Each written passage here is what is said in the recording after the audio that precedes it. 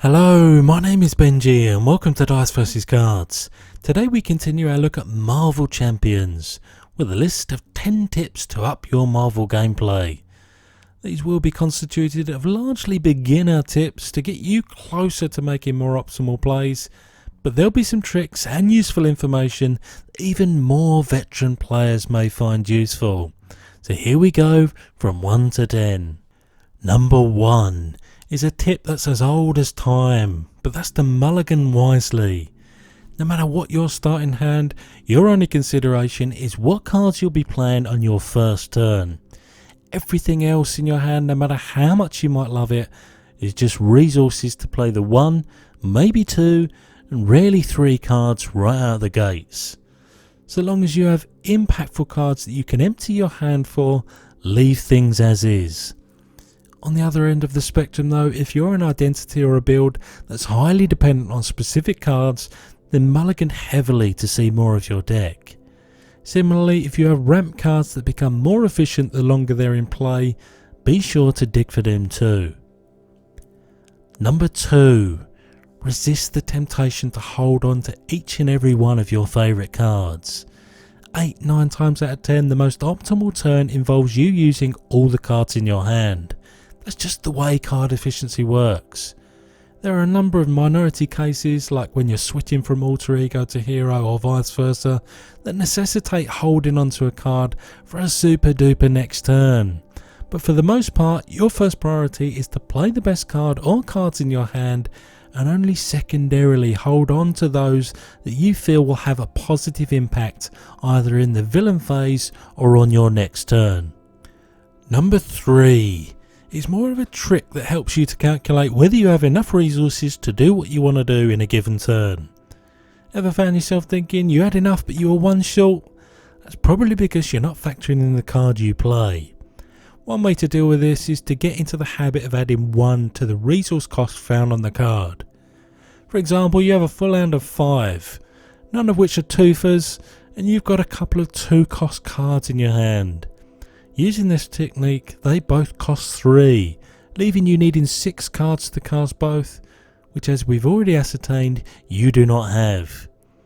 If you've got any passive discount cards or resource generators already in play, just treat them like an extra card in the above example. Number 4.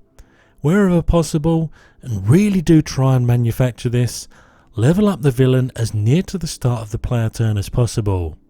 Most, if not all of the time, you're going to be facing a ramp up in villain power and or extra things to deal with.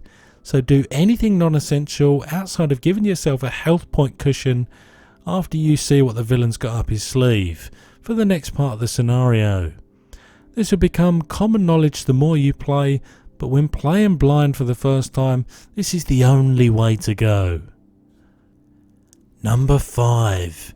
Always be sure to carry out a quick mental assessment of what form you need to be in to play cards from your hand or use those on board. This is a game that heavily rewards proper sequencing, and you'll be surprised how many steps you need to take on your turn in the right order to get everything done. And so ensuring you're in the right form when you do is a good way to stop the inevitable, "Oh shuttlecocks, can I just run that back please?" Number 6. Most games of Marvel Champions should be approached in terms of the cards you play into 2 phases. The setting the scene phase and the pulling the trigger phase. Practically speaking, that means you want to establish a decent board before you start progressing towards the victory condition. Whether it's allies on the table or upgrades to your identity, you always want a healthy amount of tools at your disposal to maximise forward momentum, largely in the form of damage, but to a lesser extent threat removal, but also the ability to protect your identity.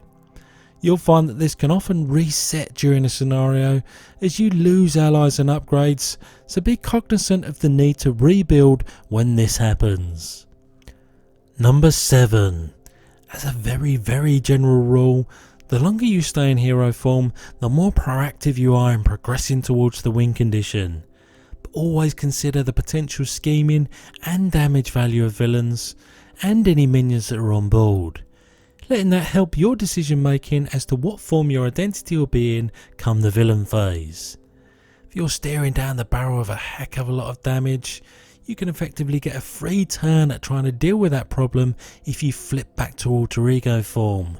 Take some scheming on the chin and then deal with it the next turn if and when you flip back to hero form. Number 8.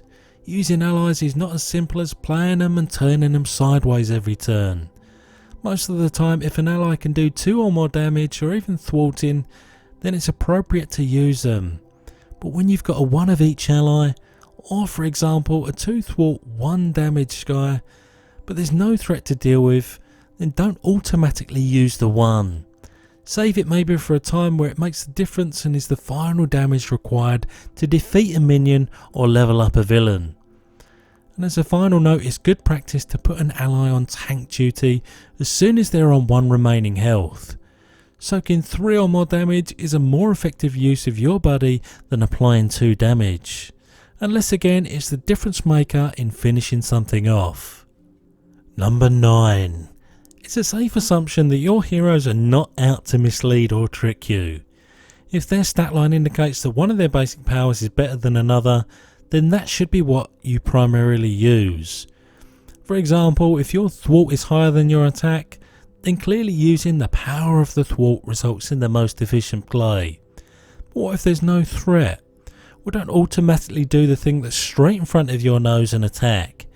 It's likely more optimal to defend if health is an issue, or switch back to alter ego form to take advantage of any abilities and the increased card draw.